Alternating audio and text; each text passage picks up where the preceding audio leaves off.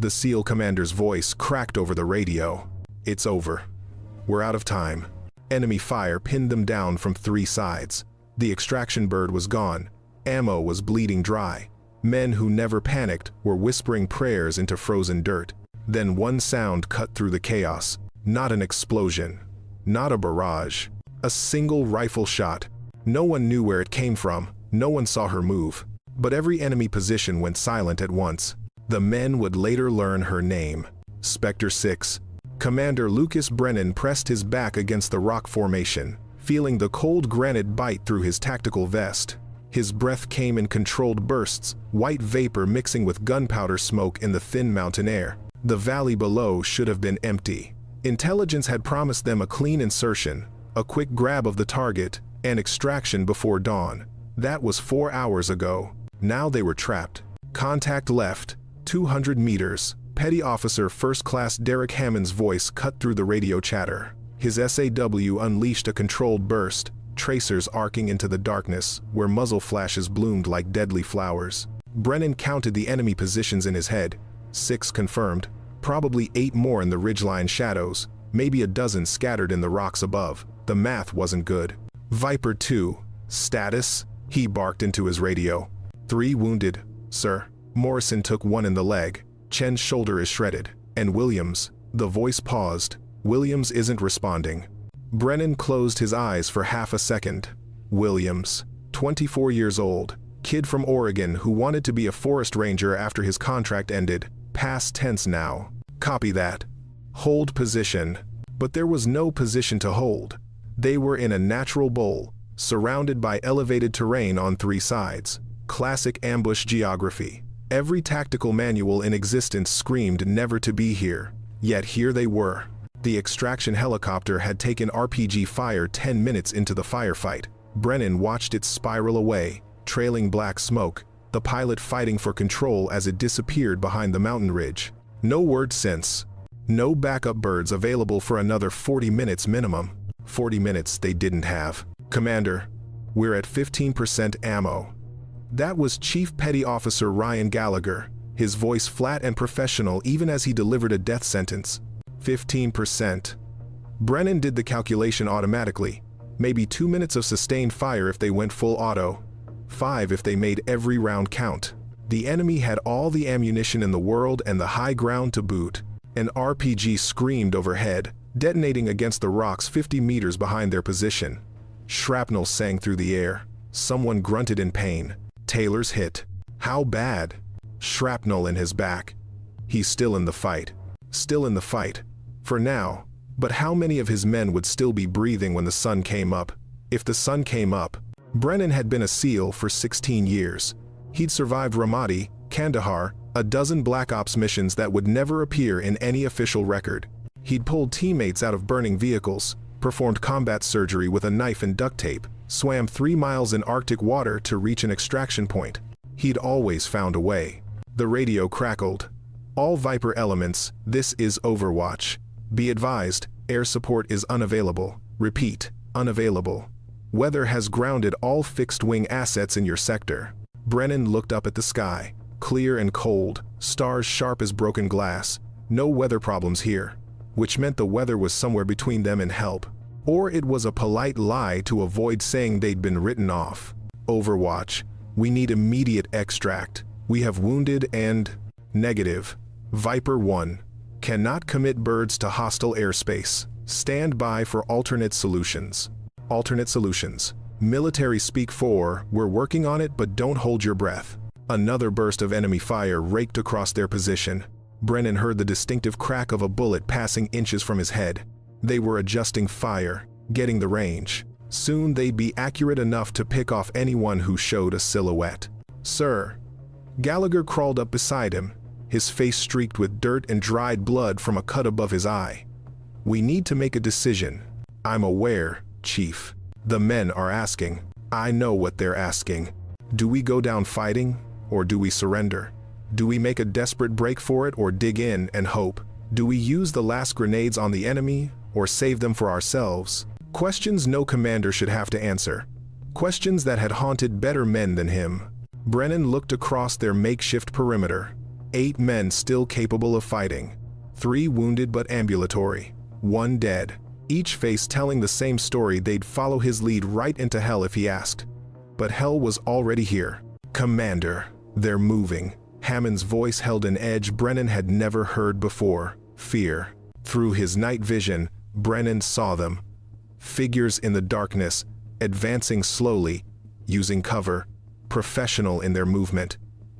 Not rabble, not local militia.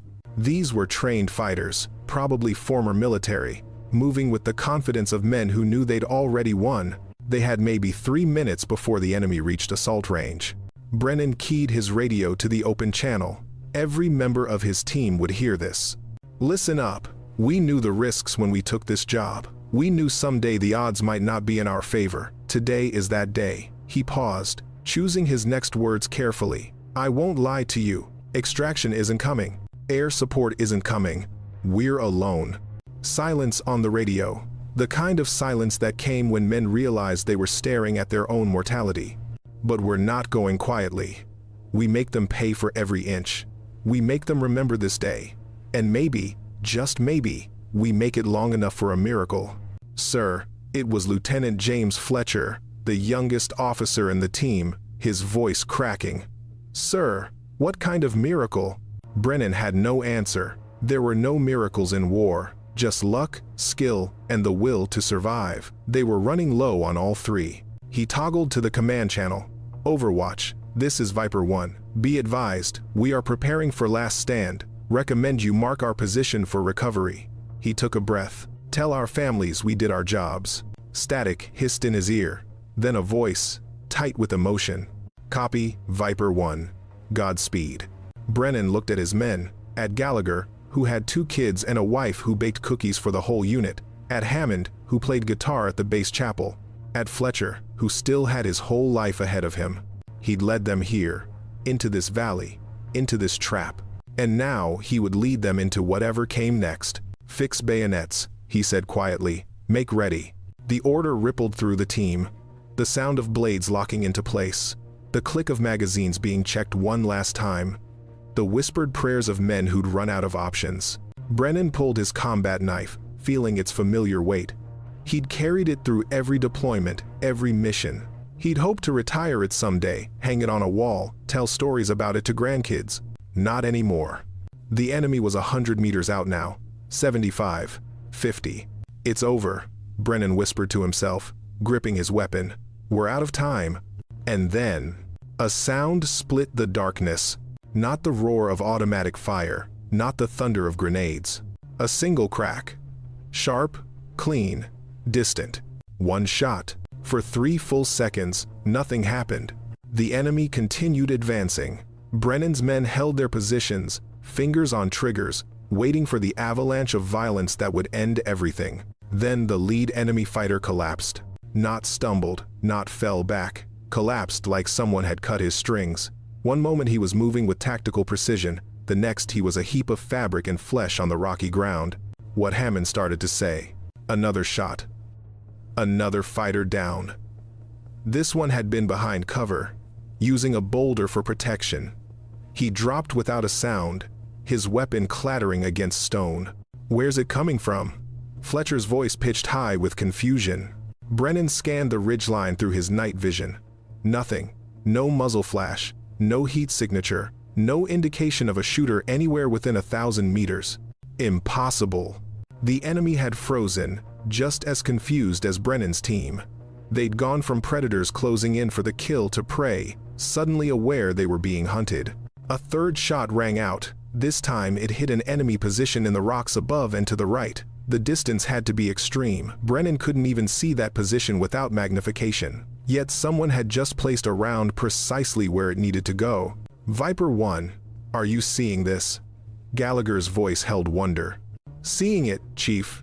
Don't understand it." The enemy began returning fire, but they were shooting blind. Rounds peppered the landscape in 100 different directions. They had no target, no bearing, nothing to aim at. They were panic firing, the universal sign of a force that had lost control. 4th shot. 5th, 6th, each one perfect, each one dropping a fighter where he stood.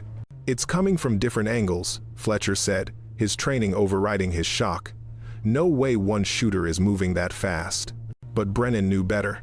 He'd worked with snipers his entire career. The truly elite ones could do things that defied logic, shots that bent around physics, movements that rendered them invisible, calculations that made computers look slow. This was one of those. Hold fire, Brennan ordered. Let them work, whoever them was. Petty Officer Second Class Nathan Torres crawled up beside Brennan, his medic bag slung across his back, his hands still stained with Williams's blood. Sir, I've patched Morrison's leg. He can move if we need to. Chen's stable but won't be shooting anything for a while. Taylor's back wounds are superficial, he's good to go. Copy that. Keep them ready to move. You think we're getting out of here? Brennan watched another enemy fighter drop, this one trying to flee back up the slope. The shot had caught him mid-stride, sending him tumbling down the rocky incline. Someone wants us to, he said. The enemy force was collapsing. What had been a coordinated assault now resembled a rout. Fighters were abandoning positions, running for cover, some throwing down their weapons entirely. The ones who still had command structure were screaming orders, trying to restore discipline. It didn't matter. Shot after shot, methodical as a metronome, each one finding its mark, not random kills, strategic ones. The enemy commander, identifiable by the way others had been rallying to him, took a round through the chest. His second-in-command lasted another 30 seconds before joining him. They're breaking, Hammond reported. Repeat, enemy is breaking contact. Brennan counted the bodies visible in his night vision. 14, 15, more scattered in the shadows. A force that had outnumbered them 3-1, that had held every advantage, was now in full retreat. Because of one shooter. One impossible, invisible shooter. Get a bearing on those shots, Brennan ordered. I want to know where they originated. Fletcher pulled out his rangefinder, trying to calculate trajectory and distance. After a moment, he lowered the device, shaking his head. Sir, the angles don't work. If I'm reading this right, some of these shots came from the North Ridge, others from the eastern slope. The distance varies from 800 meters to nearly 1,500. Either we've got multiple snipers in perfect coordination, or what? Or one shooter who's moving faster than should be possible and hitting targets from positions that offer terrible firing solutions. Fletcher looked at Brennan. Sir, I'm trained in precision marksmanship. What I'm seeing violates everything I know. Gallagher spat into the dirt. Don't question gifts, Lieutenant. Count blessings. But Brennan wasn't the blessing-counting type. He needed to understand what was happening. Understanding meant control. Control meant survival. The enemy fire had stopped completely now. The valley had fallen silent except for the wind whistling through the rocks and the labored breathing of wounded men. Overwatch, this is Viper 1. Brennan kept his voice level, professional. Enemy force has been neutralized by unknown friendly element. Request guidance. The pause that followed lasted too long. Viper 1, we show no friendly assets in your sector. Repeat, no friendly forces within 20 kilometers of your position. Then who just saved our lives? Unknown, Viper 1, stand by for.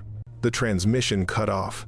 Not with static, not with a click. It simply ended, like someone had flipped a switch. Brennan tried his radio again. Nothing. The entire command channel was dead. Sir, I've lost Overwatch, Hammond reported. All external comms are down. Same here, said Fletcher. Local comms still worked. Team members could talk to each other. But their link to command, to extraction, to the wider military apparatus had been severed. Someone had cut them off. Deliberately. Chief, get the men ready to move. I don't know what's happening, but we're not staying here to find out. Gallagher nodded and started organizing the team. Torres worked with Morrison and Chen, preparing them for movement. Hammond and 2 others took up defensive positions, watching for any enemy that might return. Brennan scanned the ridgeline again. Somewhere out there was a shooter who just killed at least 20 enemy fighters with single, precise shots from impossible positions. A shooter who'd saved 12 American lives without so much as announcing their presence. A shooter who'd then cut off their communications. Friend or something else? Sir. It was Torres, his voice quiet. Williams's body. We're taking him with us, Brennan said firmly. Nobody gets left behind. That's not what I meant, sir. Torres gestured to where Williams lay. His weapons gone, and his radio. Someone took them. Brennan felt cold that had nothing to do with the mountain air. He moved to Williams's position, confirming what Torres had said.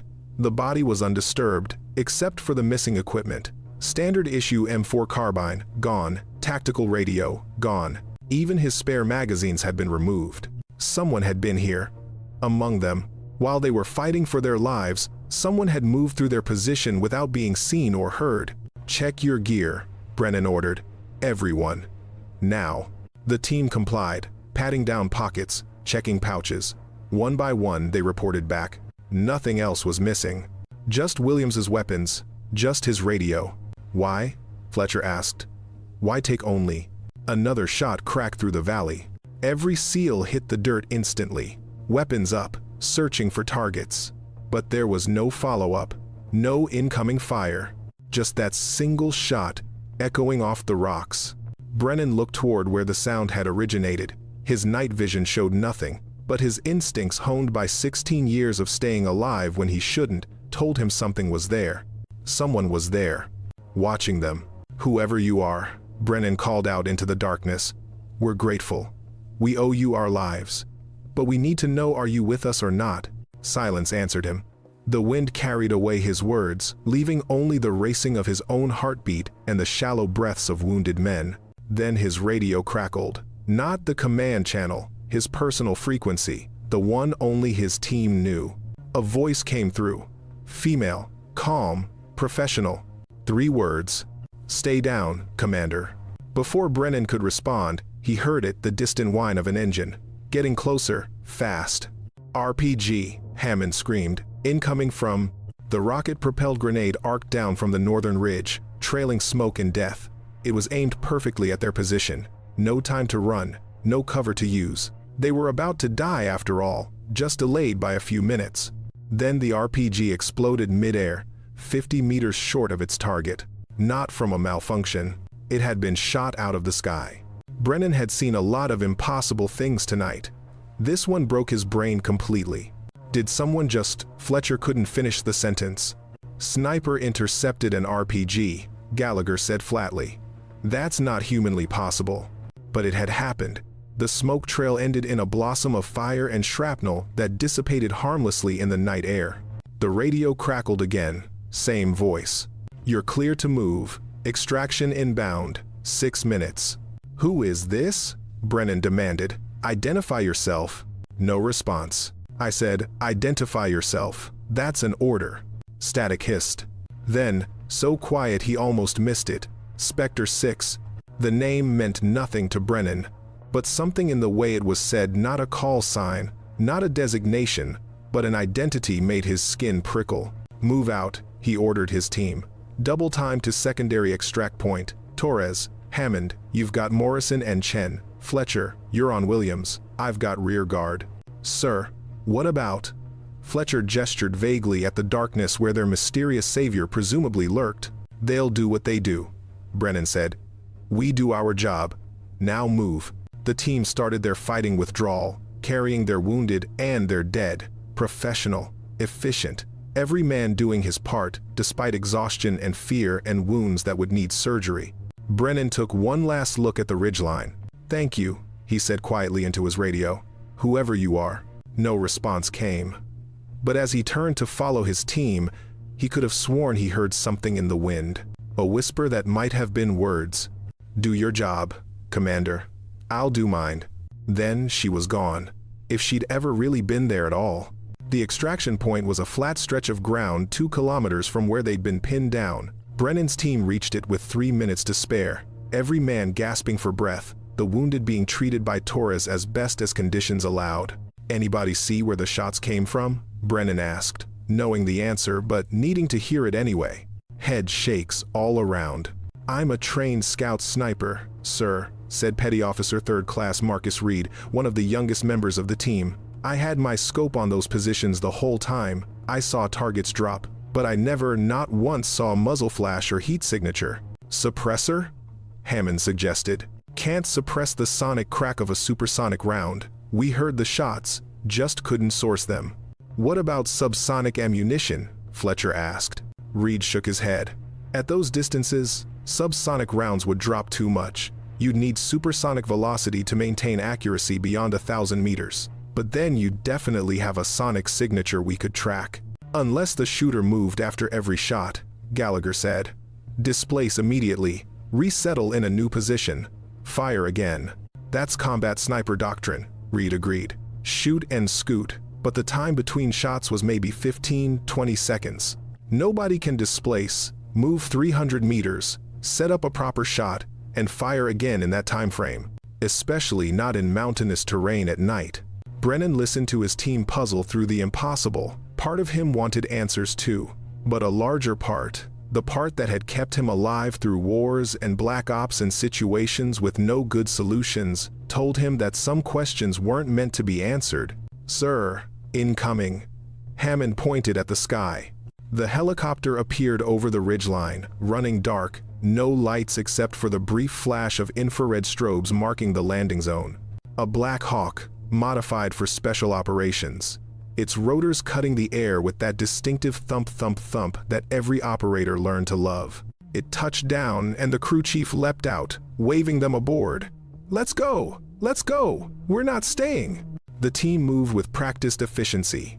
Wounded first, then the able-bodied, then Williams's body treated with the same care as the living. Brennan was the last one aboard. As he climbed into the helicopter's belly, he took one final look at the valley they were leaving behind. Somewhere in those rocks and shadows was a woman who'd saved 12 lives with shots that defied explanation. The Black Hawk lifted off, banking hard to the east, putting distance between them and the hostile area as fast as its engines could manage. Brennan plugged his headset into the internal comms. Who authorized this extract? The pilot's voice came back. Higher than my pay grade, Commander. Orders came down through channels I don't ask questions about. We were told to grab you and get out. Did the orders mention anything about another operator in the field? Negative. Just you and your team. Brennan sat back in the jump seat, watching his men. Some had their eyes closed, finally allowing exhaustion to take over. Others stared at nothing, processing what they'd survived. Torres was still working on Morrison's leg, adjusting the pressure bandage, checking for arterial bleeding.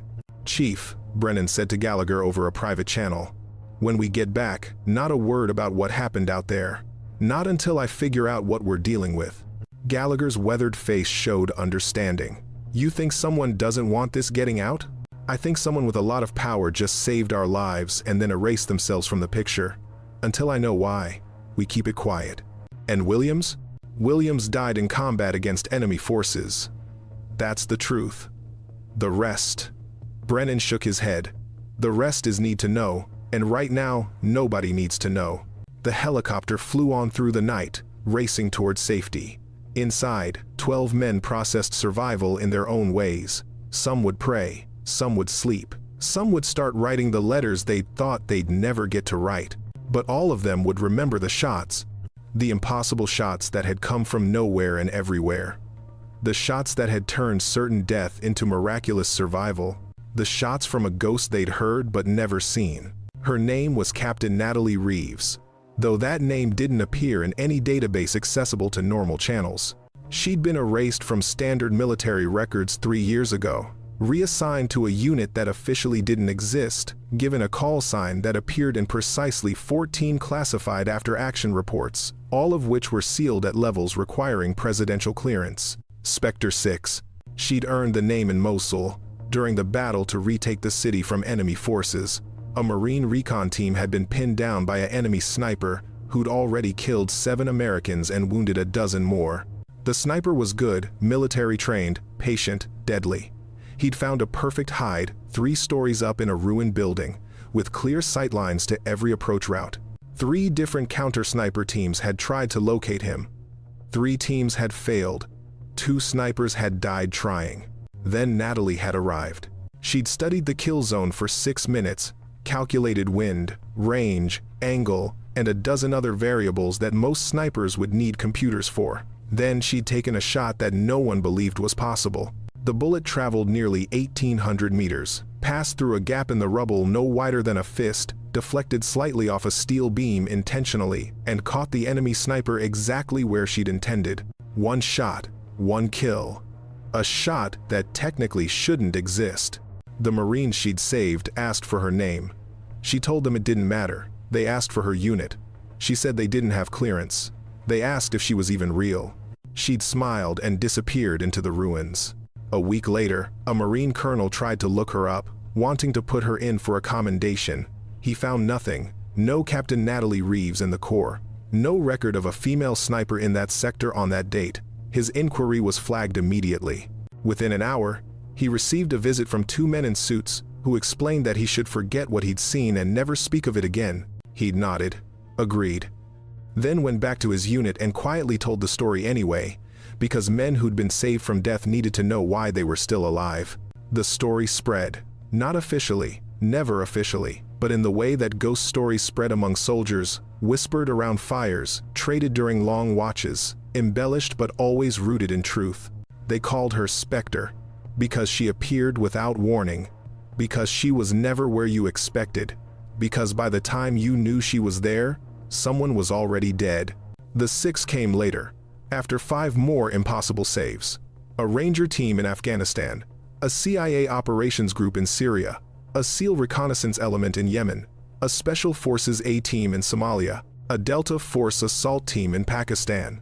Each time, the same pattern: an elite unit in serious trouble, overwhelming enemy fire, situation hopeless, then shots from nowhere, impossibly accurate, turning certain defeat into survival. Each time, no official record, no commendations, no acknowledgement that she'd even been there. Just men who went home to their families when they shouldn't have. Men who knew, with absolute certainty, that someone had been watching over them. Someone who asked for nothing in return except their silence. By now, Natalie had been doing this for 3 years. She'd made over 200 confirmed kills in that time, each one documented in reports that would never see daylight. She'd saved approximately 800 American and Allied lives. She'd prevented 4 catastrophic intelligence breaches. She'd eliminated 17 high-value targets that the normal chain of command couldn't or wouldn't authorize strikes against. And she'd done it all while remaining a ghost.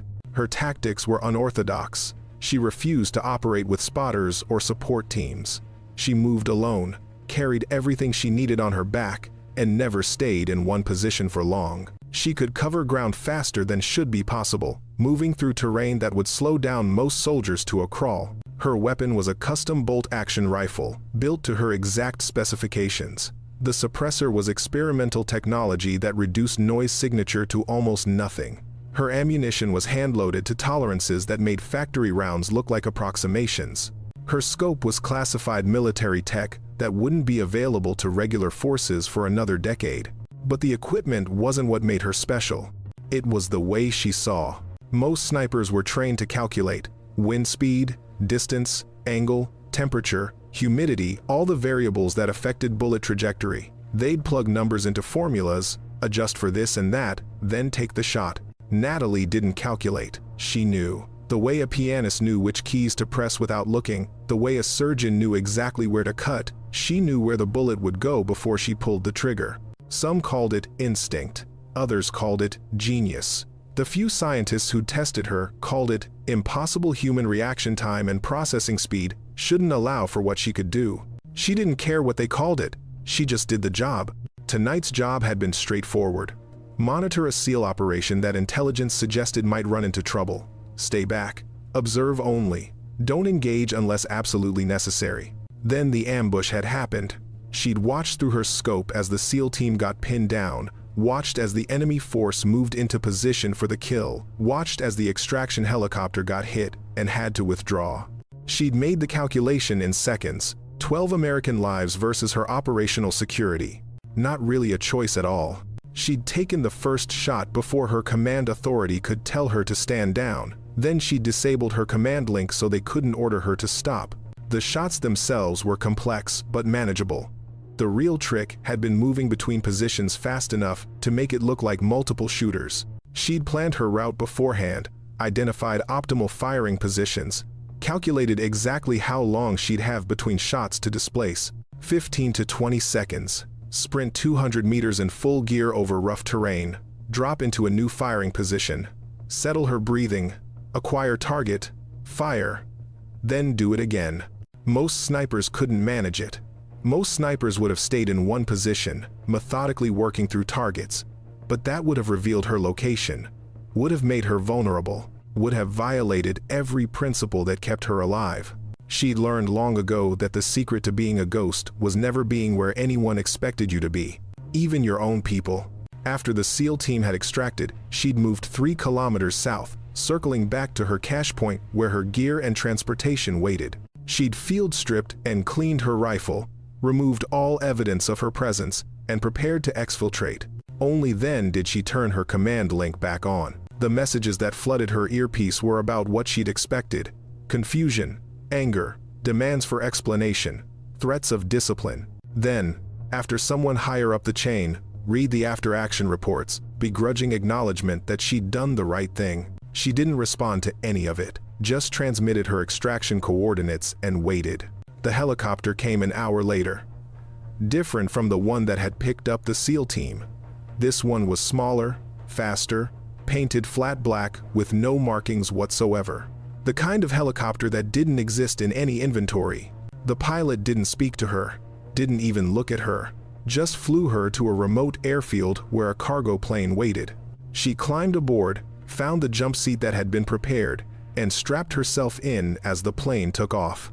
Only when they were at altitude did the man sitting across from her finally speak. "That was reckless," Colonel David Warren said. He was her handler, the one person in the chain of command who knew where she was and what she was doing. A career special operations officer, now working in the shadows where the real decisions got made. "It was necessary," Natalie replied. "You violated protocol. You were supposed to observe only. 12 men are alive because I violated protocol." Warren sighed. He was a hard man, had to be, given his job, but there was a reason he'd championed her for this role. A reason he'd fought to keep her operational when others wanted to shut the program down. "I know," he said quietly, "and I'm glad you did it. But you need to understand, every time you pull a trigger, every time someone sees what you can do, we risk exposure, risk the program getting shut down, risk you getting pulled into a laboratory where they'll study you like a lab rat. Let them try." "Natalie," he leaned forward, "there are people in the Pentagon who are terrified of what you represent. A soldier who operates outside normal command structure, who makes her own decisions, who can eliminate targets with a precision that makes drones look crude. They want to control that, weaponize it, turn you into something you're not. I know what I am, sir." "Do you?" He studied her face. "Do you know what they're calling you? The men you save?" She said nothing. "Specter 6. They've made you into a myth. A guardian angel with a rifle. Do you understand what that means? You're not a soldier to them anymore. You're a legend. Legends can't be court-martialed." Warren almost smiled. "Almost. No, but they can be hunted. And if you keep making shots that no one else can make, from positions that shouldn't exist, eventually someone's going to put together the pieces. They're going to realize you're not just good. You're something else." "What am I, sir?" He looked at her for a long moment.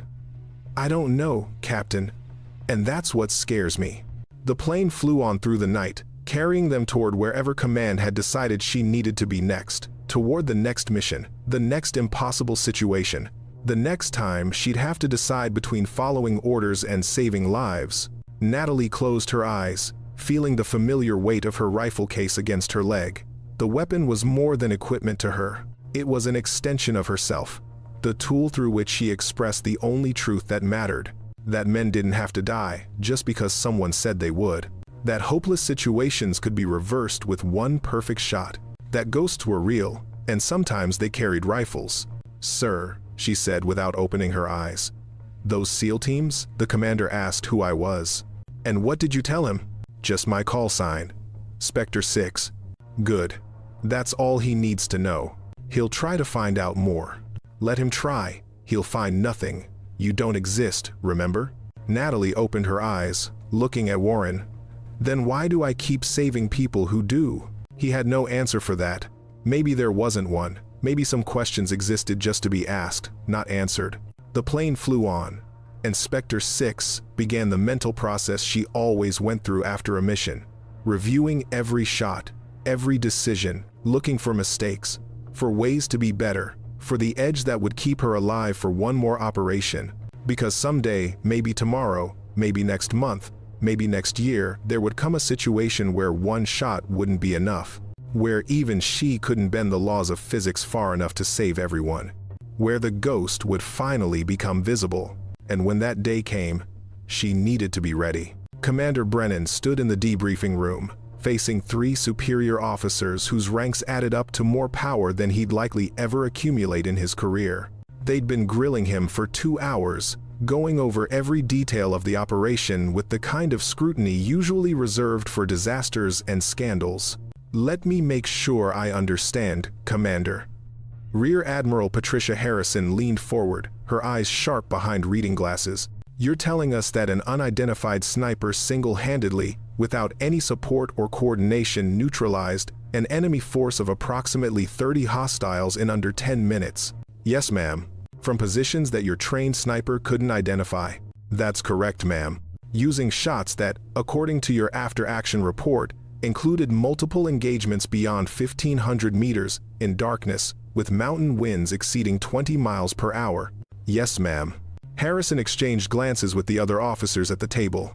"Commander, you're aware how this sounds?" "I'm aware, ma'am. But I'm also aware that 12 of my men are alive. That's not a hallucination." "No one's suggesting it is," said Colonel Marcus Webb, Army Special Operations. "What we're trying to determine is who exactly authorized another operator in your mission space without informing you, and why that operator felt comfortable countermanding established communication protocols," added Captain Trevor Walsh, Naval Special Warfare. "Cutting your link to command is a serious breach." Brennan had expected this. The military loved its procedures, its chains of command, its neat boxes where everything fit into place. What had happened in that valley didn't fit into any box. "Sirs, with respect, whoever Specter 6 is, they saved American lives. That's the only metric that matters from where I stand." Specter 6. Harrison wrote the name down. "That's the call sign they used?" "Yes, ma'am." "And you're certain it was a female voice?" "As certain as I can be over tactical comms, ma'am." More exchanged looks.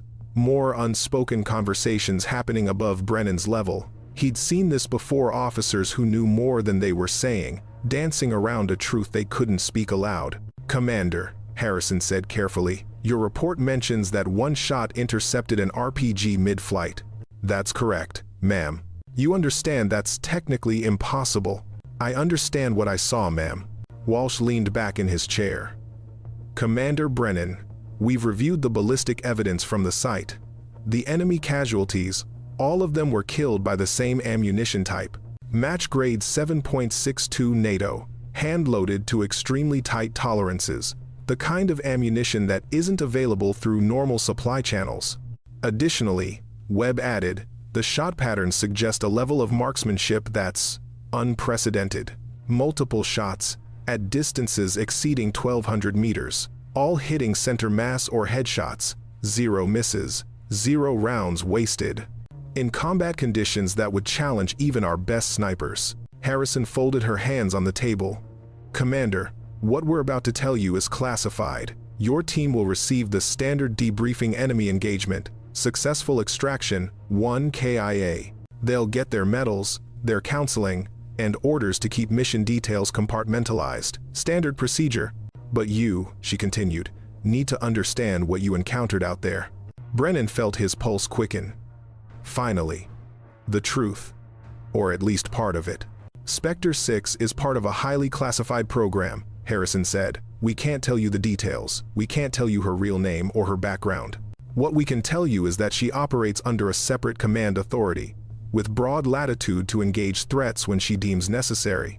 She's a closer," Webb said bluntly.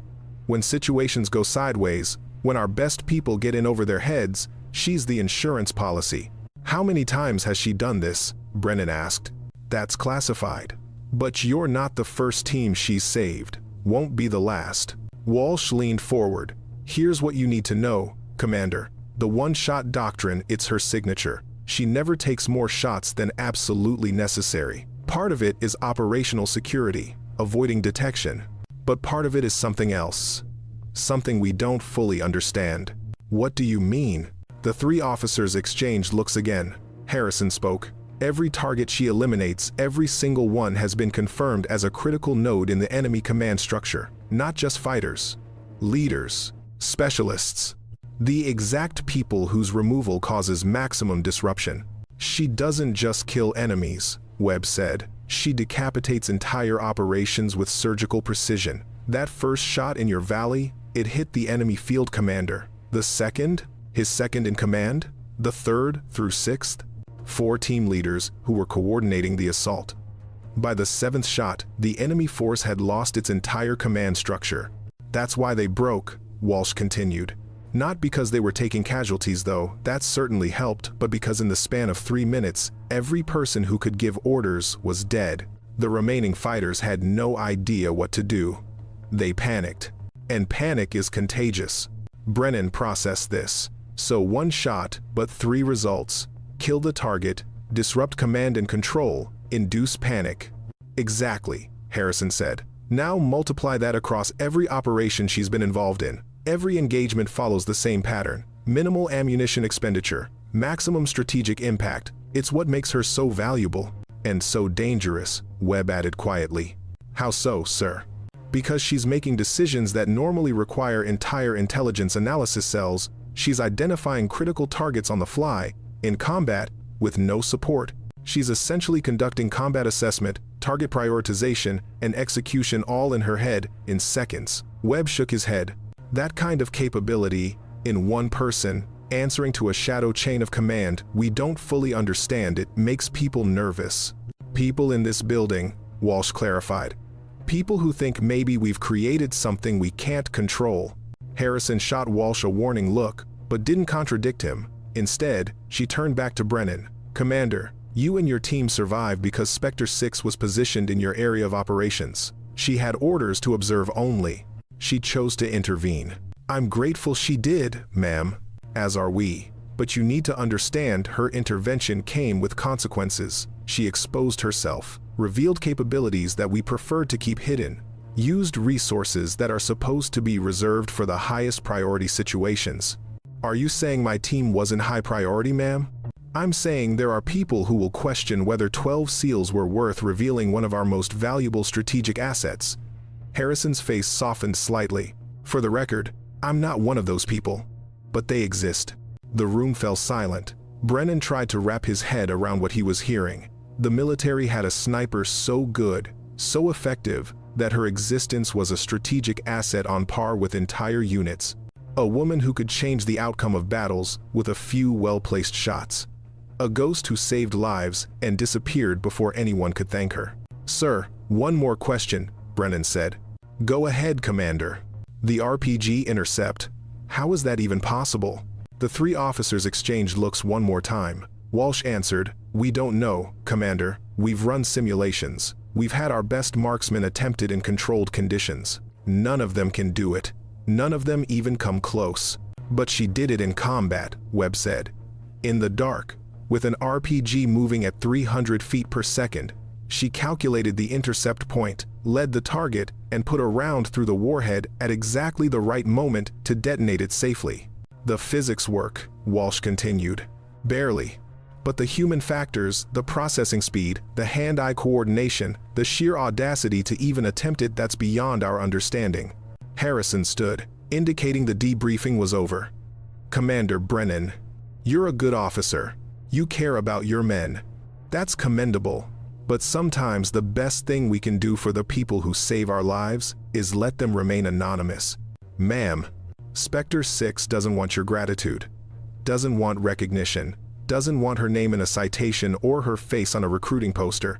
She wants to do her job and disappear. The least we can do is let her. Brennan stood and saluted. The gesture was returned, and he was dismissed. As he left the room, he heard Webb say quietly behind him, How long do you think we can keep her secret? He didn't hear the answer. Maybe there wasn't one.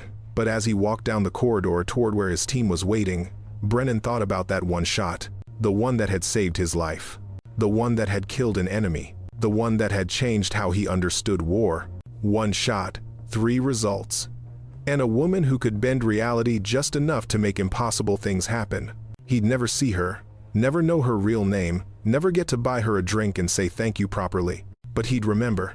And someday, somewhere, when he was old and gray and telling war stories to people too young to know better, he'd tell them about the ghost sniper. And maybe, just maybe, someone else would need saving. And she'd be there. 3 months later, Commander Brennan found himself in a different valley, facing a different enemy, leading a different operation. But the weight of command felt the same. All units, this is Viper 1, status check. His radio crackled with responses. 4 teams, 48 men total, spread across 3 kilometers of hostile territory. This was a capture operation, high-value target holed up in a compound. Intelligence suggesting he was planning something big, orders to take him alive if possible. It should have been straightforward. Should have been. Viper 1. This is Viper 3. That was Lieutenant Jason Mitchell, leading the southern team. We've got movement. Looks like civilian vehicles approaching the compound. Brennan checked his tactical display. Sure enough, 4 vehicles, probably local transport, were converging on the target building. Not part of the intelligence brief. Not expected. Viper 3. Can you identify the vehicles? Negative, sir. Too dark, too much dust. But they're moving with purpose, not random traffic. Brennan's instincts prickled. Something was wrong. The target shouldn't be receiving visitors at 0200 hours. Unless... All units, hold position. Do not engage. Say again, hold position. But it was already too late. The vehicles weren't delivering visitors. They were delivering explosives. The compound erupted in a fireball that lit up the valley like a miniature sun. The blast wave hit Brennan's position 2 seconds later, nearly knocking him off his feet. His ears rang. His vision blurred. "Report!" he shouted into his radio. "All units report!" Chaos flooded the net. Men shouting. Confusion. Someone screaming that they were taking fire. Someone else yelling about casualties. Through the smoke and confusion, Brennan saw them enemy fighters emerging from positions in the hills. Positions that hadn't been there during reconnaissance. Positions that intelligence had somehow missed. It was an ambush. They'd been baited with the target, lured into position, and now they were taking fire from 3 sides while the compound and presumably their HVT burned.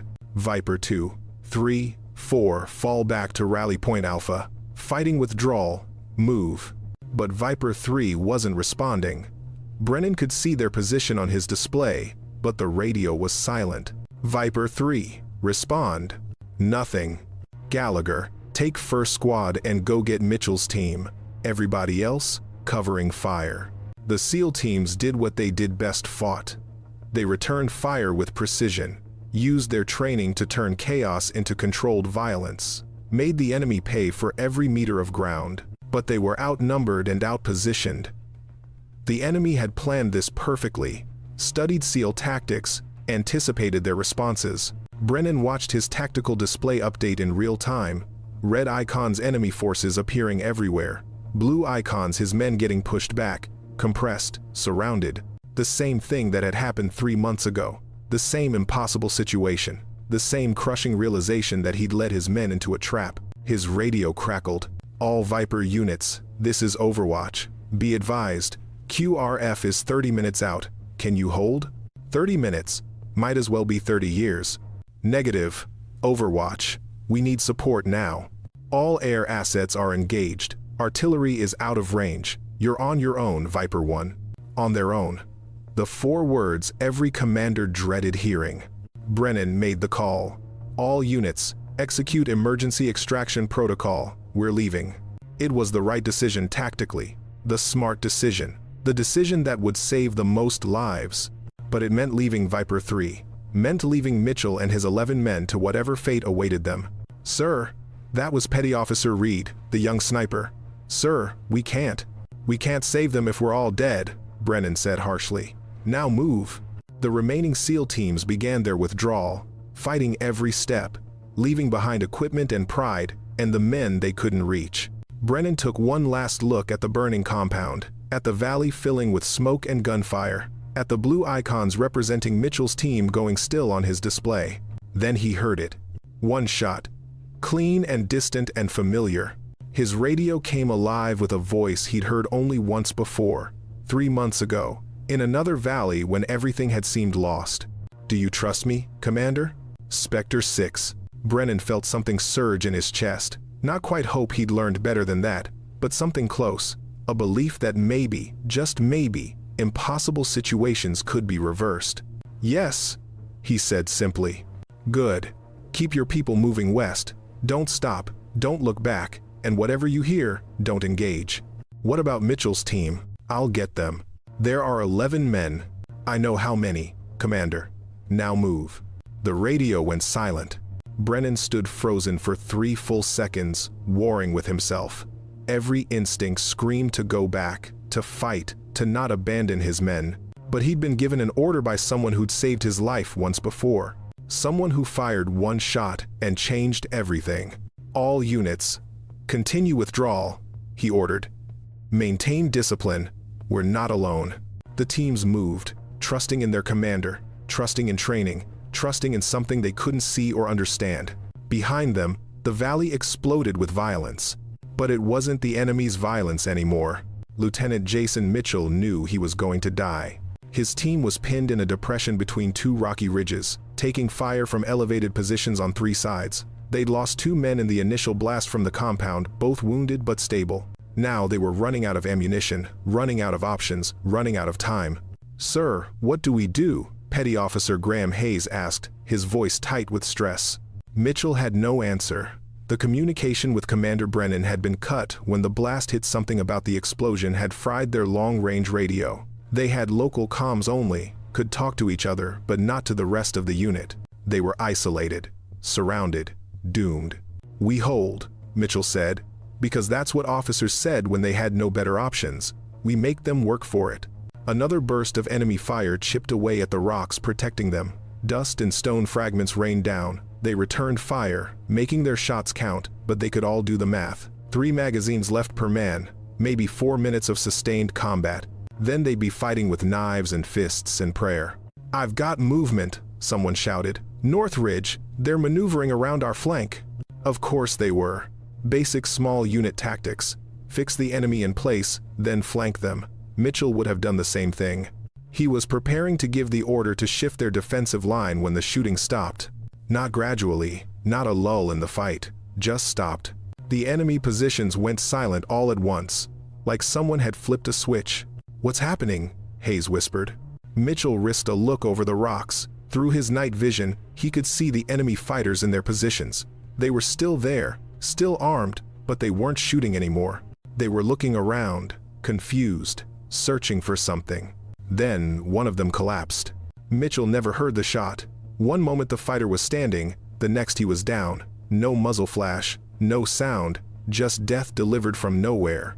Another fighter fell, then another. "Someone's shooting at them," Hayes said, awe in his voice. "Someone's killing them and they don't even know where it's coming from." Mitchell counted the falling enemy. 6, 7, 8. Each shot perfectly placed, each one dropping a fighter exactly where they stood. The remaining enemy forces broke.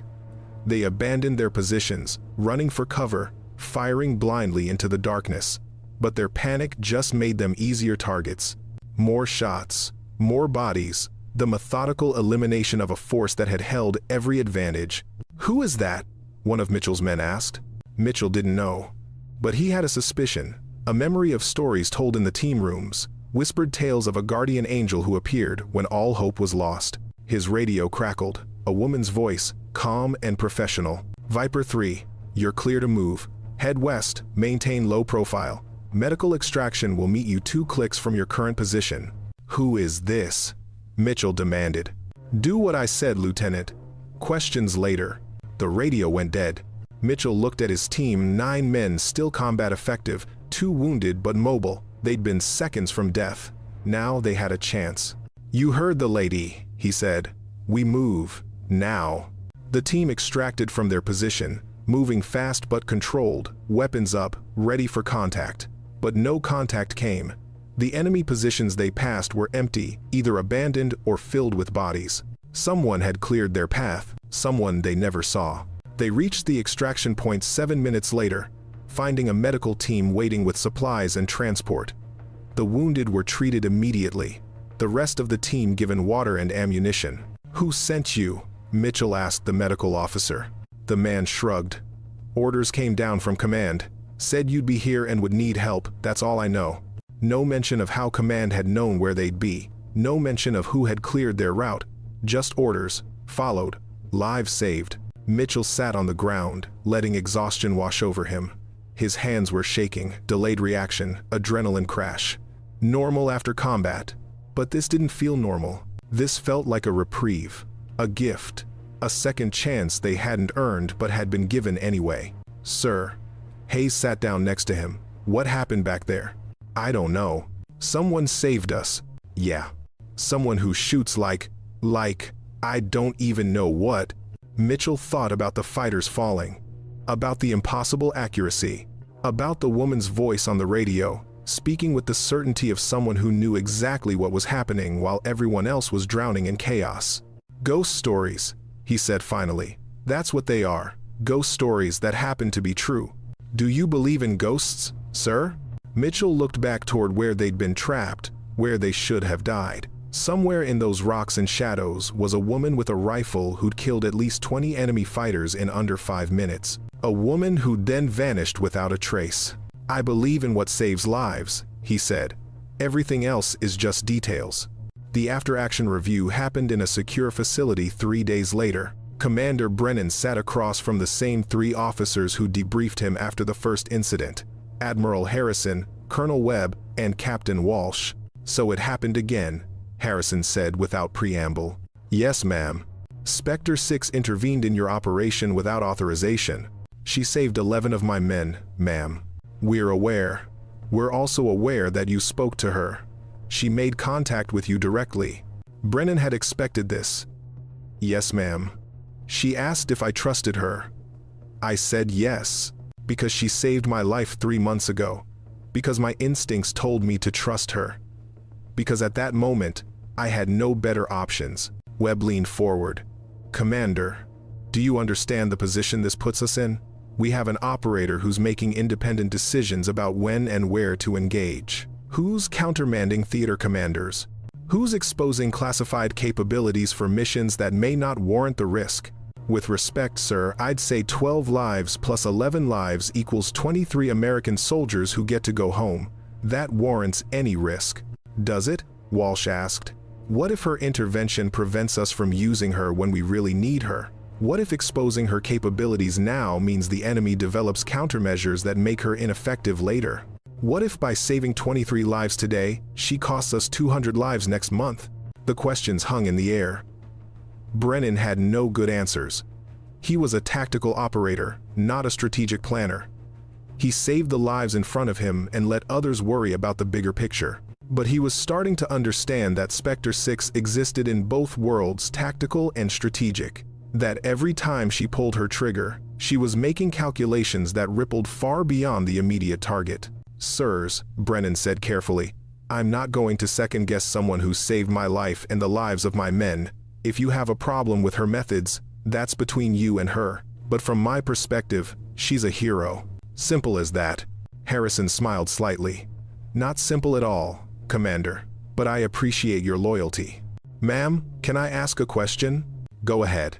"Why does she do it? Why risk herself for people she'll never meet, never get thanked by, never receive recognition for saving?" The 3 officers exchanged looks. Webb answered, "We've asked her that. You know what she said?" "What, sir?" "She said it's the only thing that makes sense. That in a world full of chaos and violence and death, the one thing that matters is making sure good people get to live. Everything else is just noise." Brennan felt something tighten in his chest. "That's a hell of a philosophy, sir." "It's the philosophy of someone who's seen too much death," Walsh said quietly. "Someone who's trying to balance the scales in the only way she knows how." Harrison stood, ending the meeting. "Commander, your after-action report will reflect a coordinated operation with intelligence support that enabled successful extraction of Viper 3. No mention of Specter 6. No mention of the intervention. Standard operational security. And my men, ma'am, they know what happened. Your men will be reminded of their security clearances and the consequences of discussing classified operations. They'll comply. They always do. Brennan saluted and turned to leave. Then Harrison called after him. Commander, if you ever encounter her again, and I suspect you will tell her something for me. Ma'am, tell her we're grateful, even if we can't say it officially. Even if the record will never reflect what she's done, we're grateful. Brennan nodded and left. He found his team in the barracks, most of them sitting around cleaning weapons or writing letters home. The kind of quiet activities men did after combat, grounding themselves in routine and normalcy. Mitchell was there too, his team having been folded back into the larger unit. The lieutenant looked up as Brennan entered. Lieutenant, how are your men? Good, sir. The wounded are recovering. Everyone else is just glad to be breathing. And you? Mitchell was quiet for a moment. I'm trying to understand what happened, sir. Trying to make sense of it. Did you figure it out? No, sir. I don't think I ever will. But I know one thing: I owe someone my life. Someone I'll never meet, never thank, never repay. Brennan sat down next to the younger officer. You want to know what I've learned about that? What, sir? The debt isn't meant to be repaid. Not directly. It's meant to be passed forward. Someone saved your life, so you save someone else's. That's how the ledger balances. Mitchell nodded slowly. Do the job. Do the job, Brennan agreed. Be good at it. Keep your people alive. And maybe someday, when someone else is in trouble, you'll be the one who shows up at the right time. Won't be the same, sir. I'm not a ghost sniper who can kill 20 people in 5 minutes. No. But you're a SEAL. You're trained to do impossible things, so do them. That's how you honor the gift you've been given. The two men sat in silence, processing survival in their own ways. Around them, the rest of the team continued their quiet activities, each man dealing with his own thoughts about what they'd witnessed. Somewhere in the distance, a helicopter took off, its rotors beating the air like a mechanical heartbeat. Somewhere in the darkness, a woman with a rifle was moving toward her next mission, her next impossible situation, her next chance to tip the scales from death toward life. Specter 6. The ghost who saved lives. The legend who was real. 5 years passed. Commander Lucas Brennan, now Captain Lucas Brennan, stood before a classroom full of junior officers at the Naval Special Warfare Training Facility. These were the next generation, the ones who would lead SEAL teams through whatever conflicts awaited in an uncertain future. They were young, eager, convinced of their own invincibility in the way only people who hadn't yet seen real combat could be. He'd been like them once, before Ramadi, before Kandahar, before that valley where he'd learned that sometimes surviving wasn't about skill or training or determination. Sometimes it was about a ghost with a rifle who decided you were worth saving. Today we're going to talk about what happens when the plan falls apart, Brennan said, his voice carrying easily across the room. When intelligence is wrong, when support doesn't arrive, when you're outnumbered, outgunned, and out of options. He pulled up a tactical display on the screen. Behind him, generic terrain, no identifying features, but enough to illustrate the point. You're here.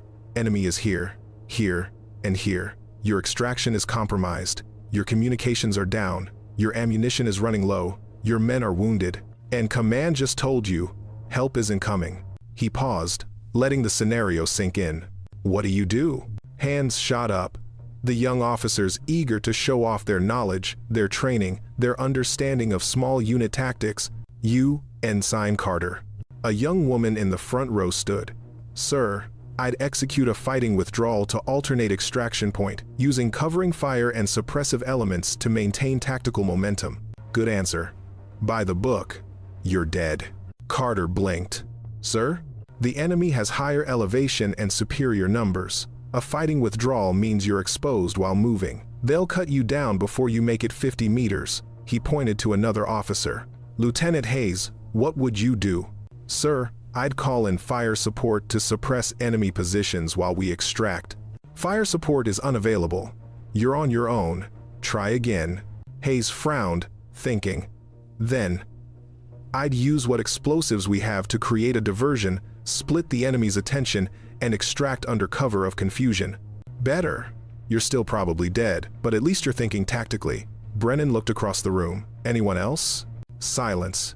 The officers who'd been so eager moments before now realized this wasn't a theoretical exercise. This was a real situation their instructor had faced. And whatever answer he was looking for, they didn't have it. Here's what I did, Brennan said quietly. I trusted. Sir? That was Ensign Peter Morrison, confusion clear on his face. I trusted that someone was watching. That help would come from an unexpected quarter, that the impossible situation had a solution I couldn't see. He paused, and I was right. He pulled up a different display, a sanitized after-action report from that first mission, 5 years ago. Names redacted, locations classified, but the outcome clear. 12 men entered a valley where they should have died. 12 men walked out. This is a real operation, Brennan said. My operation. We were pinned down by overwhelming enemy force. We had minutes to live. And then, something happened that I still can't fully explain.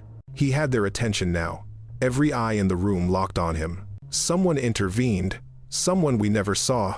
Someone who made shots that shouldn't be possible, from positions we couldn't identify, using tactics that violated every conventional understanding of sniper doctrine. He looked across the faces. And because of that someone, I'm standing here today. My men are home with their families, and you're getting the benefit of our experience. Sir, Carter asked, who was it? Brennan smiled. Someone the Navy doesn't officially acknowledge. Someone who exists in reports that you'll never have clearance to read. Someone who's saved more American lives than any single operator in the history of special operations. Does this person have a name, sir? They have a call sign. Specter 6. He watched the recognition ripple through the room. Some of them had heard the stories, ghost tales, passed from veteran to veteran, whispered in the team rooms, embellished but rooted in truth. Now they knew the stories were real. Here's what I want you to understand, Brennan continued. In your careers, you will face situations that seem hopeless, where training and skill and courage aren't enough, where the odds are so stacked against you that survival seems impossible. He paused, making sure they were listening. In those moments, you have two choices. You can give up, accept defeat, minimize losses, live to fight another day. That's the smart choice, the logical choice, the choice that lets you sleep at night, knowing you did everything you could. Or, he said, his voice hardening, you can believe in the impossible. You can trust that help might come from unexpected places. You can hold on for 30 more seconds, make one more decision, fire one more shot. You can refuse to accept defeat until defeat is the only option left. And sometimes, not always, but sometimes, you'll be rewarded for that faith. The impossible situation will resolve. Help will arrive. The ghost in the darkness will put a bullet exactly where it needs to go. Lieutenant Hayes raised his hand. Sir, how do we know when to make each choice? When to be smart versus when to believe in miracles? You don't, Brennan said simply. That's what makes command hard. You make the best decision you can with the information you have, and you live with the consequences. But sir? But, Brennan interrupted, I'll tell you this. Every time I've chosen to believe in the impossible, every time I've trusted that someone might be watching, every time I've held on for just 30 more seconds, I've been proven right. He pulled up one more display. A quote, simple and stark against the white background. If you ever hear one shot in the dark, it's not luck. That's what one of my men said after that first mission, Brennan explained. And he was right. When you hear that single shot, the one that changes everything, the one that comes from nowhere and everywhere, that's not random chance. That's someone who's been watching, someone who's been calculating, someone who's been waiting for exactly the right moment to intervene. Someone like Specter 6, Morrison said. Someone exactly like Specter 6, Brennan agreed. And while you may never meet her, while she may never appear in your operations, the principle remains. Good people watch over other good people. Professionals support professionals. The tribe protects the tribe. He looked across the room one final time. Your job is to be worth saving. To be so good at what you do, so dedicated to your mission, so committed to your people, that when the impossible situation comes, and it will come, someone out there decides you're worth the risk. How do we do that, sir? Carter asked. Do your job, every day, every mission, every decision. Do it with excellence, with integrity, with the understanding that other lives depend on your competence." He smiled. "And maybe, just maybe, when you need it most, you'll hear that single shot in the darkness. The one that saves your life." The class was silent, processing what they'd heard. Some looked skeptical, others looked inspired. All of them looked like they'd been given something to think about. "Dismissed," Brennan said. The officers filed out, their conversations already turning to the story they'd just heard. The legend they'd been told was real. Only one officer remained. Lieutenant Hayes, the one who'd asked the hard question. "Sir, can I ask you something?" "Go ahead, Lieutenant." "Do you really believe that? That someone's watching? That help will come if you just hold on long enough?" Brennan thought about the question. About 5 years of missions since that first valley. About the times he'd heard that single shot. About the lives that had been saved by someone who never asked for recognition. "I believe in what I've seen, Lieutenant. I've seen the impossible become possible. I've seen hope appear when there was none. I've seen 12 men walk out of a valley where they should have died. Because of Specter 6. Because of Specter 6, Brennan confirmed. And because I made the choice to trust, to believe, to hold on for 30 more seconds." Hayes nodded slowly. "Thank you, sir. That's something to remember." As the lieutenant left, Brennan turned back to the display, looking at the words he'd shown the class. "If you ever hear one shot in the dark, it's not luck." No, it wasn't luck. It was skill, training, dedication, and something else, something harder to quantify. A commitment to saving lives that transcended policy and procedure and the normal constraints of military operations. Somewhere out there, Specter 6 was still doing her job, still watching over people who didn't know they were being protected, still making impossible shots in impossible situations, still being the ghost that saved lives. And as long as she was out there, Brennan would tell her story, would pass on the legend to the next generation, would make sure that young officers knew that sometimes, when everything seems lost, help comes from unexpected places. From a single shot in the darkness, from a woman who refused to let good people die. From Specter 6, the operations room was thick with tension. 3-star General Marcus Thorne stood before a tactical display showing a crisis unfolding in real time, a hostage situation in hostile territory, a diplomatic protection team surrounded, odds of survival dropping by the minute. "Sir, we have no assets in position to assist." Colonel Sarah Bennett, his operations officer, looked grim. "Fast response is 40 minutes out. The team won't last 10. Thorne studied the display, his mind running through options. Standard extraction, air support, special operations direct action. Every scenario ended the same way: too late, too slow, too many American bodies coming home. "Sir," Bennett's voice was careful, "there is one option we haven't discussed, which is, we could request Specter 6. The room went silent. Every officer present knew the name. Some had worked with her, in the loose sense that anyone worked with a ghost. Others had only heard the stories. All of them understood what requesting her meant, admitting that the normal chain of command, the standard special operations capabilities, the entire machinery of American military power wasn't enough. That they needed a miracle. "Is she even available?" Thorne asked. "Unknown, sir. She operates outside normal assignment protocols," but Bennett pulled up a secondary display. "Intelligence suggests she's been active in that region for the past 72 hours. If she's still there, and if she accepts the mission, she could reach the team before they're overrun," Thorne finished. "Yes, sir." Thorne looked at the tactical display again, at the blue icons representing 8 American diplomats and their protection detail, at the red icons, enemy forces closing in from all sides, at the rapidly decreasing probability of survival. He'd been in the military for 33 years, had commanded men in 3 different wars, had made decisions that saved lives and decisions that ended them. But he'd never gotten comfortable with the weight of command, the knowledge that his choices determined who lived and who died. "Send the request," he said quietly. "Authorization Thorne Delta 77, Priority Alpha."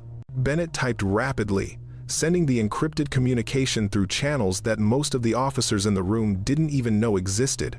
Then they waited. 60 seconds passed. 90. 2 minutes. "Sir," No response. Bennett looked worried. Should we? The tactical display updated. A single green icon appeared on the map, 3 kilometers from the hostage situation. No aircraft, no vehicle, just a marker that said, Specter 6. She's there, someone whispered. How did she? Another officer started to ask. Questions later, Thorne said. What's her status? Bennett worked her console. Sir, we're receiving telemetry. She's moving toward the hostage position. Speed of advance is. That can't be right. What does it say? Sir, she's covering rough terrain at a rate that would require a vehicle, but we have no vehicle signature. Thorne smiled grimly. That's because she doesn't need a vehicle. She needs a rifle and a clear line of sight. The officers watched as the green icon moved across the map with impossible speed, navigating terrain that should slow down even the best operators. Whoever Specter 6 was, she moved like she knew every rock, every shadow, every gap in the enemy's surveillance. Like she'd been born for this. Sir, she's in position.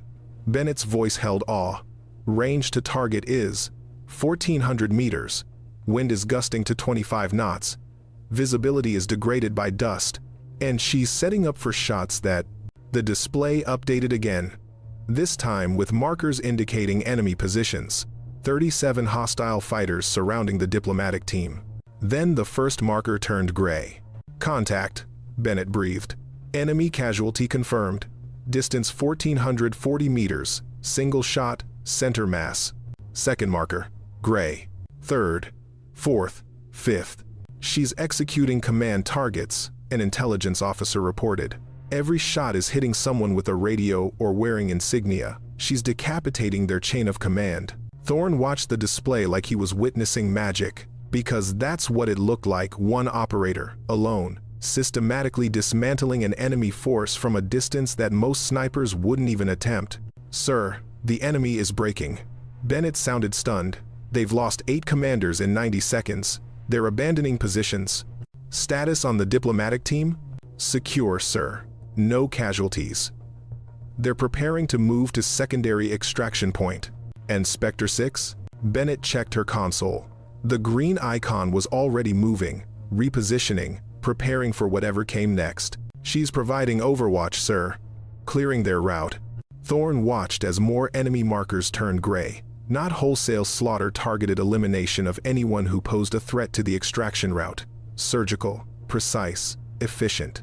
Within 12 minutes, the diplomatic team had reached the extraction point. The helicopters swooped in, loaded the personnel, and departed before the enemy could reorganize. Mission success. 0 casualties. 8 Americans who would go home to their families instead of becoming international incidents and policy failures. All because of one woman with a rifle. Sir, Specter 6 is offline. Bennett looked up from her console. She's gone dark. Did she request extraction? Negative, sir. She just disappeared. Same way she appeared. Thorne nodded slowly. He'd expected nothing less. Logged the mission as successful intelligence-led operation. No mention of Specter 6 in the official record. Sir, shouldn't she receive recognition? A commendation? Something? She doesn't want recognition, Colonel. She wants to do her job without interference. Thorne looked at the now empty map where the green icon had been. The best way we can honor what she does is let her remain invisible. In a small coffee shop in suburban Virginia, a woman in civilian clothes sat with a laptop, reviewing after-action reports from the diplomatic extraction. Captain Natalie Reeves, though that name appeared on no current military roster, allowed herself a small smile. 8 people saved, 0 casualties, mission success. She closed the laptop and stood, leaving cash on the table for coffee she'd barely touched. Outside, the sun was setting, painting the sky in shades of orange and red. Tomorrow she'd be somewhere else, some other crisis, some other impossible situation where good people needed saving and the conventional forces were too late or too far or too restricted by policy. That's what she did, what she'd always done, what she would continue doing until her body gave out or her luck ran out or the universe decided she'd balanced enough scales. She walked to her car, a nondescript sedan that would blend into any parking lot in America, and drove away. Behind her, the coffee shop, the suburb, The normal life she'd given up years ago. Ahead of her, the mission, the rifle, the endless string of people who would never know her name but would live because she'd been watching. Specter 6. The ghost who saved lives. The legend that was real. Somewhere in the world, in a valley or a city or a stretch of empty desert, someone was